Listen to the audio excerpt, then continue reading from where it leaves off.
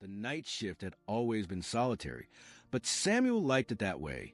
After years of trying to fit into daytime jobs, he realized that his quiet, observant nature suited the early hours of the morning. He was the night watchman of an old, abandoned industrial complex on the outskirts of Detroit. The factories had closed decades ago, but there was still some value in the ruins. Forgotten machines, metal structures, and secrets no one else wanted to uncover. In the first few weeks, everything seemed normal. The cameras only showed rats scurrying through the dark hallways, and the only sound that interrupted the silence was a wind whistling through the cracks in warehouses. But over time, Samuel started to notice strange things. Gates he had locked would peer open. Lights would flicker on their own. Objects would move. He tried to convince himself it was just fatigue or forgetfulness. But then, in the third week, he heard the first whisper. It was a faint, dragging sound, almost a hiss. It seemed to come from the main warehouse, a huge space where old assembly lines lay covered in dust. Samuel followed the sound, flashlight in hand. Feeling the hairs on the back of his neck stand up. Nothing, just the echo of his footsteps. The next night, he heard it again, and this time, it came from the central office, a place he avoided due to the smell of mold and piles of old furniture. When he opened the door, he saw a shadow move quickly out of the corner of his eye. But when he turned the flashlight, there was only darkness. Paranoia began to settle in. Samuel started reviewing the camera footage every morning. On the black and white screen, he saw something that made his stomach churn. In one of the hallways, while making his rounds, a long, misshapen shadow seemed to slither behind him, disappearing the moment he turned.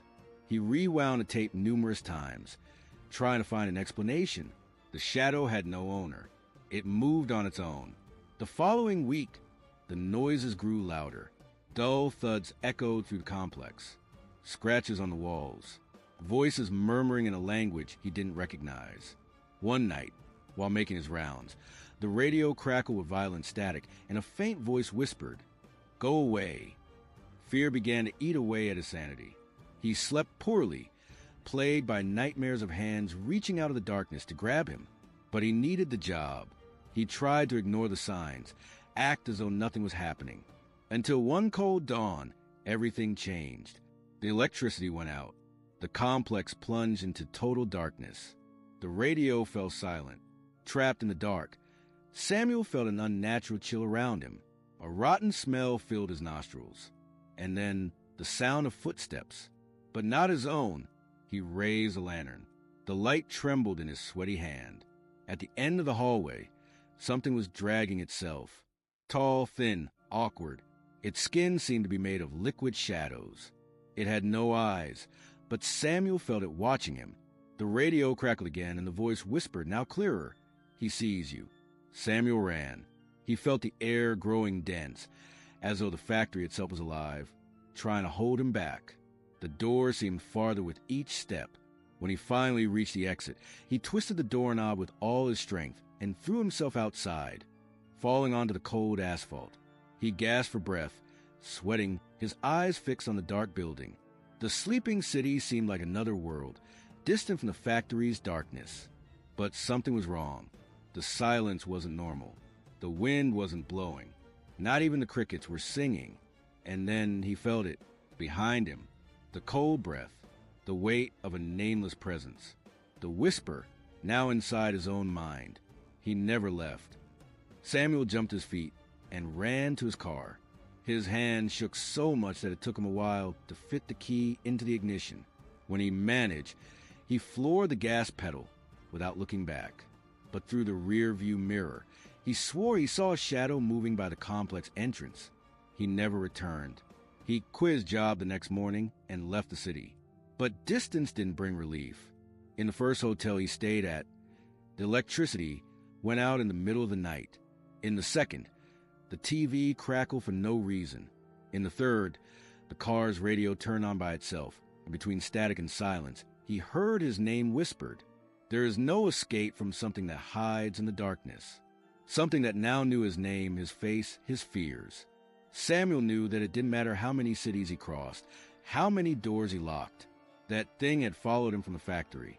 And on every sleepless night, He still hears that whisper crawling through his mind. The fear that had taken hold of Samuel never left him. Every city he visited seemed like just a pause, an interlude between a nightmare that followed him and the next wave of paranoia. But what terrified him most was not the fact that the thing was pursuing him. It was a growing realization that, perhaps, it wasn't an isolated entity, but part of something much larger and older than he could comprehend. Every night, he felt a stronger, more oppressive presence, as if the very air itself was imbued with an invisible curse. He didn't dare sleep in unfamiliar places, but exhaustion began to become unbearable. In his hotel room, he would close the curtains and curl up on the bed, eyes fixed on the door, waiting to hear the radio turn on or see the shadow appear in the corner of his vision. The nights were long, endless, and he knew the thing was always there, lurking. During the day, he tried to stay busy, but the emptiness, the silence of the deserted streets, also bothered him. The shadows seemed denser under the sunlight. One of those mornings, while drinking coffee at a secluded diner, Samuel started talking to the waiter, a young man with a distracted, almost absent look. The waiter talked about the place where he lived, a small village nearby, and mentioned a strange event that had happened at the factories in the 80s. A lot of people say the place is cursed, he said, not looking Samuel directly in the eye. Something happened there, a story no one talks about, but everyone knows. Those words caught Samuel's attention. His mind, already filled with distorted fragments of memories and fears, picked up what seemed to be a key, a clue to something deeper. The ruins of the factory, the creeping fear, all of it seemed to fit together. He felt like he was just beginning to understand what had happened there, in the abandoned complex, but the answer was still out of reach, hidden in the darkness. He decided to investigate, but not in a conventional way. Instead of searching for information about the complex in libraries or on the internet, he would approach those who had been affected by the same curse. He thought of the former factory workers, the families who had lived nearby, the stories that circulated in the corners. Those who had survived that hell had something to say. He traveled to Detroit with the sole purpose of finding someone who knew more about what had really happened in that factory. He found an old man who, in his tired, disillusioned eyes, seemed to hold all the answers but was afraid to reveal them. "It's better to forget," the man said, looking around as if someone was watching him. "I saw what happened there, and no one else should know." But Samuel didn't give up. He insisted until the man finally, reluctantly, told him about the secret experiments conducted during the 70s and 80s. The machines, seemingly harmless, were used for testing new industrial processes, but what no one knew was that the complex had been turned into a disguised laboratory, with experiments on mind control, psychological torture, and even occult rituals carried out by people living on the fringes of the law. The old man recalled a particular night, a night when something went wrong, something that could not be explained, not even by them, the ones responsible for the experiments. "They say they tamper with forces beyond our comprehension," the man murmured, his eyes welling up as if he were reliving the memory.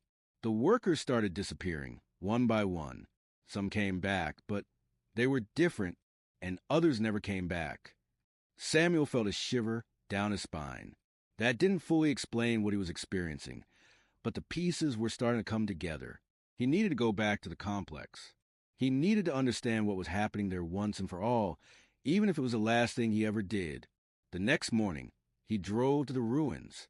The factory was even more desolate than he remembered, covered by a thick layer of snow that seemed to swallow the sound around him.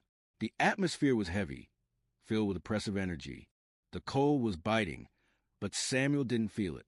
The only sound was his heavy breathing and his footsteps echoing through the vast metal caves. He entered the building through the main door, the same one he had fled through months ago. The feeling of being watched was stronger now, almost tangible. The lights, or what was left of them, flickered on the concrete walls, casting long and distorted shadows. Samuel felt a chill run down his body, but he continued, determined to reach the end. Each hallway seemed darker, more impenetrable, and the environment seemed to have changed since the last time he was there.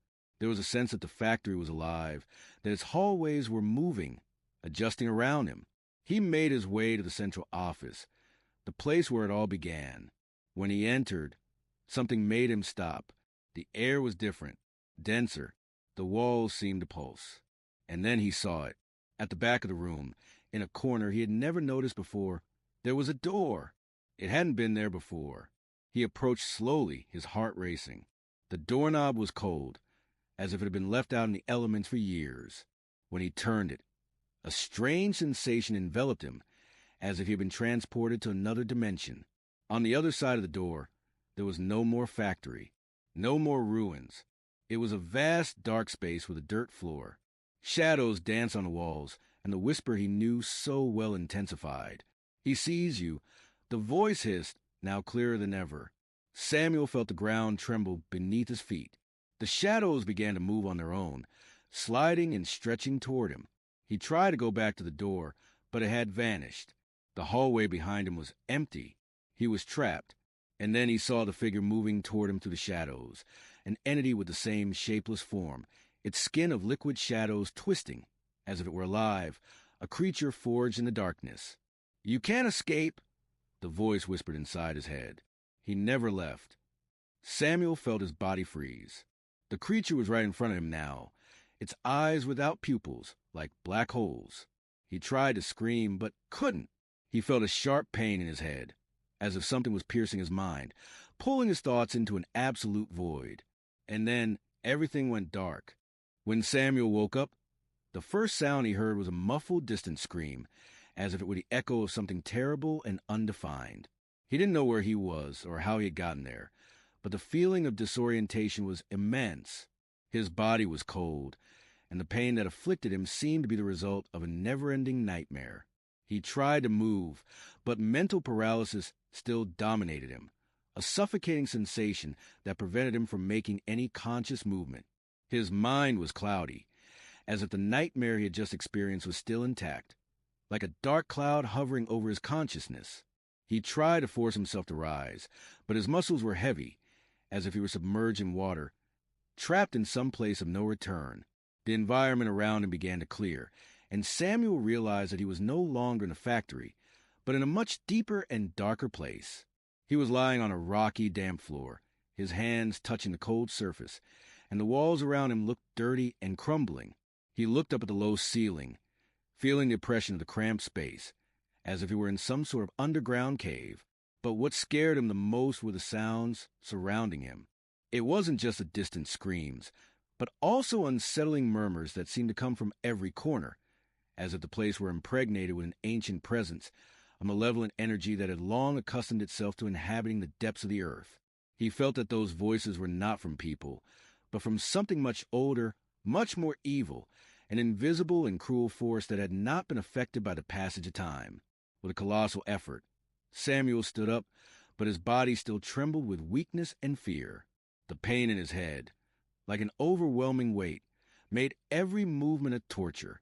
He took some unsteady steps, his hands touching the slippery walls, searching for something, anything that could give him an explanation for this now tangible nightmare.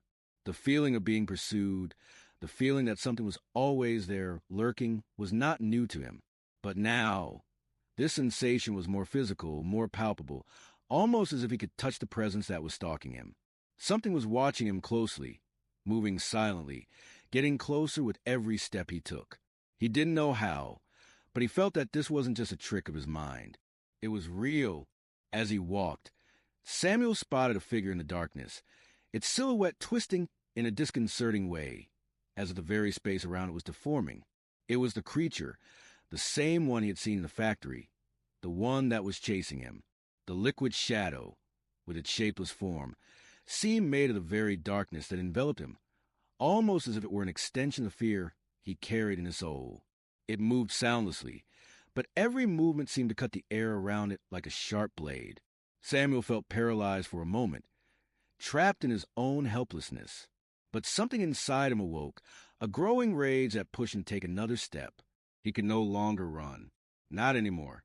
Suddenly, the ground beneath his feet opened up, and Samuel fell, the air being ripped from his lungs with the abrupt drop. He felt as though he were being sucked into an endless abyss, an immense darkness with no end or bottom. The impact was brutal, and he almost lost consciousness, but he couldn't afford to faint. Fear and pain were at his doorstep, and he knew that if he lost consciousness now, he would never wake up. When he finally landed, his body shuddered, but he fought against the dizziness, forcing himself to rise. He looked around and saw that he was in a circular room, with strange symbols etched into the walls. The room was filthy, the air heavy, and the sense of being trapped grew with every second. It was as if he had fallen into a lost place, beyond the reach of time and reality. Their physics seemed to be a mere illusion, and the very space seemed to want to devour his soul. The whisper returned, clearer now, like an order, a command coming from the depths of the darkness. "You are no longer in control," the voice hissed, and Samuel realized it was coming from everywhere. The ground beneath his feet, the walls around him, the air he breathed. It was a voice that seemed to be inside his own mind, and he felt a chill run through his body. The feeling of being consumed, absorbed by something he could not understand, overwhelmed him. The shadows around him began to move, slowly sliding along the walls, extending toward him as if preparing to swallow his essence. Samuel tried to scream, but his voice was muffled, as if the sound was immediately sucked into the darkness. The air grew thick, heavy, as if the walls were closing in on him, pressing against him, trying to crush him under their weight.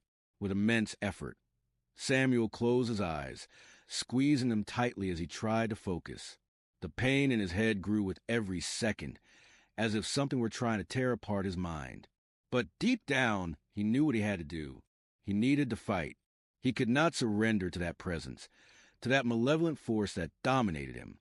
He needed to remember who he was, what had brought him here.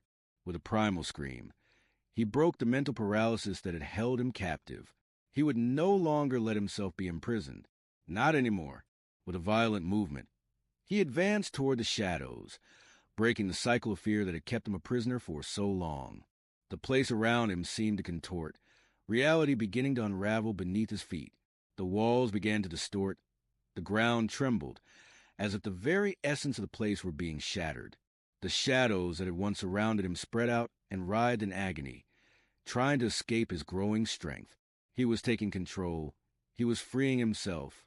The creature tried to approach, but something stopped it, as if an invisible barrier had repelled it. Samuel, immersed in a wave of unknown and powerful energy, felt that he was finally mastering what had once controlled him. He didn't know how, but something in his soul had broken the bond that tied him to that curse. With one final gesture, he destroyed the symbols on the walls, causing the place to begin crumbling around him. The shadows twisted in one last scream of pain and then vanished. Silence took over the environment, but this time, it wasn't the oppressive silence from before. It was a silence of freedom, as if the very nature of the place had detached itself from fear that had dominated it. Samuel found himself finally free from what had pursued and consumed him. He was out of the creature's reach, free from the curse, free from the darkness. He knew he could finally find peace. But before he moved away for good, Samuel felt a final presence. Not a direct threat, but a distant presence, watching him. He didn't know what it was, but he could feel that, somehow, something was still watching him, still observing him with an ancient patience. He looked at the horizon, breathing deeply, feeling a peace he never thought possible. He smiled, knowing that the nightmare had finally ended, or perhaps it had only just begun. What mattered was that now he knew the real battle was not in running away, but in freeing himself from what should never been invoked. And in that moment, for the first time in a long while, he felt in control of his own life. In his mind, one final phrase echoed, a reminder he could never forget. You are not alone. He never left. But now, Samuel knew the truth. He had won, and the darkness that had tormented him for so long had finally dissipated. He was free, or at least, he hoped he was.